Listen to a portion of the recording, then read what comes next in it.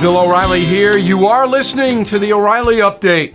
Coming up next, the news with Mike Slater. Thank you, Bill. It's Wednesday, August 23rd, 2023. You're listening to the O'Reilly Update. Here's what's happening today in America. The Republican candidates gather in Milwaukee. Joe Biden resumes his vacation. Good for him. He needs a break. COVID restrictions return. Yes, that's right. I said it's 2023. COVID restrictions return.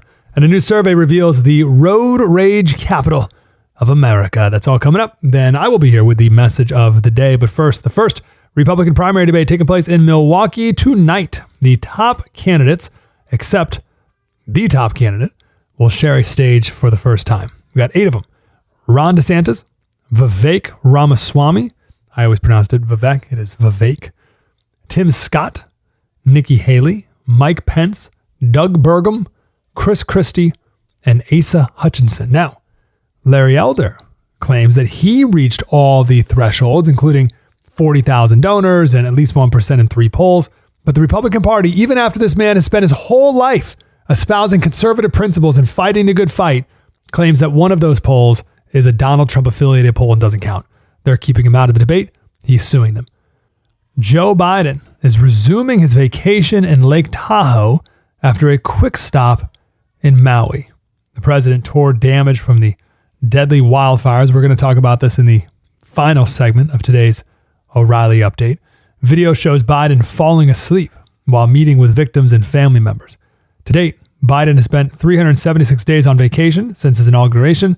That's nearly 40% of his presidency. And remember the first thing he said about this disaster. He was asked if he had anything to say to the victims of the wildfire. And he said, no comment.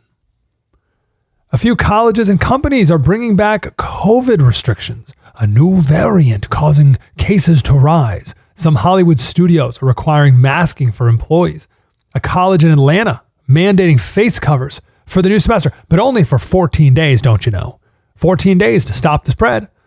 Amazing. While nearly all universities and colleges across the country have dropped the strictest guidelines, a few holdouts remain. Newsweek has ranked the worst cities in America for road rage. Top of the list, Los Angeles, Chicago, New York City, and Houston. The most dangerous place for drivers, Washington, D.C. If you're looking to avoid a fight on your daily commute, then you need to go to Louisville, Kentucky. What percentage of Americans do you believe are illiterate? That's the message of the day, related to the debate coming up tonight. Next.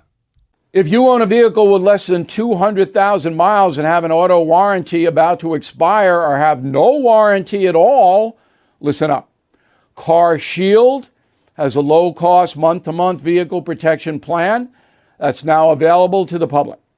Save on out-of-pocket expenses on future auto repairs. So please call Car Shield now to find out how you can pay almost nothing for covered auto repairs. 800-925-7584 for a free quote. This protection plan is at an all-time low in price. Drivers who activate the vehicle protection today will also receive free roadside assistance, free towing, and car rental options at no additional cost. So please call for your free quote, 800-925-7584, 800-925-7584. Hey, what do you have to lose? 800-925-7584. Hey, I'm Mike Slater filling in for Bill O'Reilly. Now it's time for the O'Reilly Update message of the day. In light of the debate tonight, do you know how many people in America can't read? Let's go back in time. America during the Revolution era, mid-1700s, were some of the most literate people in history. Between 89 and 95% of men were literate. Literacy rates for women were at 62%. For comparison's sake, the male literacy rate in England at that time was lower than 40% for men in England. Our revolutionary era, we had one of the most literate societies in the world. Now where are we? Today, the literacy rate for adults is 79%. You think, oh, that's still pretty high. Yeah, well, literate is a low bar. Only 54% of adults have a 6th grade reading level. That's 130 million Americans can't read at a 6th grade level. Most newspapers are written at a 10th or 11th grade level.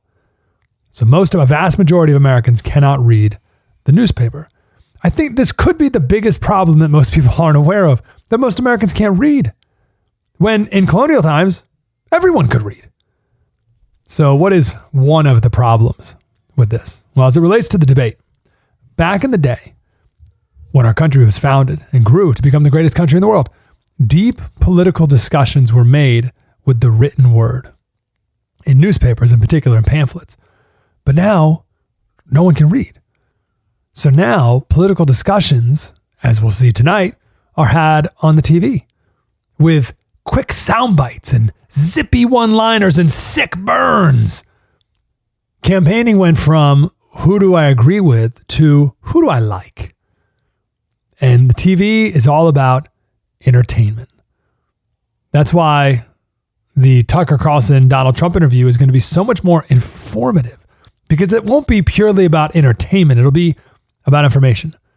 The goal of the TV debate format is to amuse, not to inform. Now, that being said, TV is all about entertainment. I don't expect many entertaining moments out of tonight's debate either. I don't know, maybe Doug Burgum will really surprise me.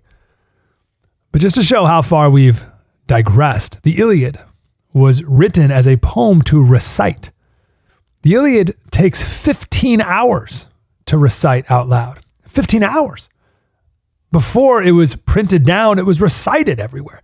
People remembered the 15-hour-long poem. That is what humans are capable of. We used to have statesmen who spoke with beautiful oration.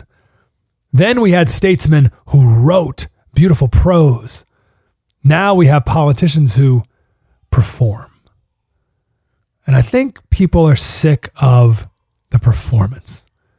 I think people crave more than anything truth, but also authenticity. And we'll see how much of that we get tonight. Now, I'll watch, and I'm sure we'll talk about the highlights tomorrow. And I bet there'll be great moments out of the Donald Trump interview with Tucker Carlson, and we'll analyze all that as well. We'll play the game. But also, we don't need to get too wrapped up in it, because no matter what happens tonight, the big story on Thursday is going to be Trump going to Georgia to get booked. So, as always, no matter what happens, Trump will be commanding all the attention. Coming up, we'll talk about Joe Biden's trip to Maui. Ooh, it's coming up next.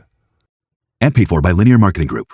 Are you drowning in debt? Are you struggling to make minimum payments? Did you know that on average, a household with at least one credit card struggles with over $17,000 in credit card debt? If this sounds like you, know that it's not your fault. Credit card debt happens to good people. Credit card companies lure you in with low introductory rates and low minimum payments. Before you know it, you're in over your head. We've helped thousands of good people just like you become debt-free with our Debt Reset program that will dramatically reduce your debt down to a fraction of what you owe. Our Debt Reset program is customized to get you debt-free in as little as 24 to 48 months with one low monthly payment. If you owe over $10,000 in credit card debt or even personal loans, call 800-490-9015 now. There are no upfront fees or out-of-pocket expenses. You don't pay a dime until we succeed. Call now to see how the Debt Reset program could work for you. 800-490-9015. That's 800-490-9015. Again, 800-490-9015.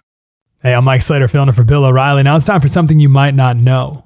850 people are still missing in Maui because of the wildfire. 850. How can that be? Before we get to that, Biden went out to Maui, and I don't know how it could have been a worse visit. He went in front of a big group of people, and he did the whole I feel your pain routine. So he said not to compare tragedies, but should have stopped there. And then he goes on to tell a story about how one time at his lake house, there was a small kitchen fire, and he almost lost his Corvette. Wow, he really knows what it's like to lose your entire livelihood. But it's very on brand. Biden does not have a thing that we humans call compassion. Passion means to suffer. Com means with. So to compassion means to suffer alongside someone. Biden has never been good at this. There was a Gold Star mom who recently told her story. Her son died in the Afghanistan withdrawal, and she met Joe Biden in the Oval Office for an event for Gold Star families. She said Joe Biden came up to her and said, "I can understand if you're angry." She started to weep and said, "It should never have happened this way." And she says he stood there stoically, nothing out of his mouth except, "Well, would you like to get a photo with me?" She said, "I'll only take a photo with you if you're standing next to my son's tombstone at Arlington National Cemetery." And she says Biden answered, "I can't do that because the Secret Service won't let me." I feel like a president could do that if he wanted to. Back to Maui for Joe. It also looks like he fell asleep while at another event. Here's the deal with Maui. 850 people are labeled still missing. It's been 2 weeks and we're still saying they're missing. Why are they not saying the obvious? Why are they delaying this? And when someone asked the mayor of Maui to his face how many children are missing, he refused to answer. Why? What are they waiting for? I mean that genuinely. What are they waiting for? It's getting to the point where you have to start asking, what are they trying to hide? An illegal immigrant family gets separated at the border and it's all over every magazine cover and newspaper in the country. But we don't know how many children died in a wildfire in our country. And the government and the media is not telling us the truth. What's going on there? Why are they waiting? Mike Slater, filling in for Bill O'Reilly. More after this. Enjoy cleaner, safer, and more private internet daily. Be more cyber zen. For a limited time only, get our special offer at NordVPN.com. With a few simple clicks, NordVPN will block online trackers and hide your virtual location. It will secure your devices from malware-infected downloads and block access to malicious websites. Enjoy internet without trackers. Internet without malicious websites. Internet without malware-ridden files. Imagine your data more secure. Your connection protected. Be more cyber zen. Take advantage of our special offer now at NordVPN.com. NordVPN. Cybersecurity built for every day. Hey, I'm Mike Slater from the podcast Politics by Faith, filling in for Bill O'Reilly. Thank you for listening today. We will be back tomorrow with post-debate coverage.